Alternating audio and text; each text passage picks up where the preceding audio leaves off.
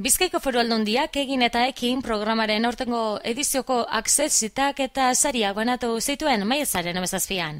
Programa horren helburua da DBH-ko eta batxilergoko ikasleen artean kultura ekintzailea zabaltzea. Aurten 19 ikastetxetako 766 ikasleek parte hartu dute. Guztira 132 proiektu aurkeztu dituzte, 2 lan modalitateetan, 84 asmakizun eta 58 negozio plan. Guztiek bete dute ebaluazio prozesu bat eta 4 aksesit eman dira 2 kategoria bakoitzean eta sari bat kategoria bakoitzean. Ekonomia sustatzeko diputatu Imanol Pradalesek nabarmendu duenez, programan parte hartu duten guztiek aukera izango dute pertsona ekintzaileak izateko iniziatiba hartzeko. Horien sormena garatzeko eta negozio plan bat prestatzeko.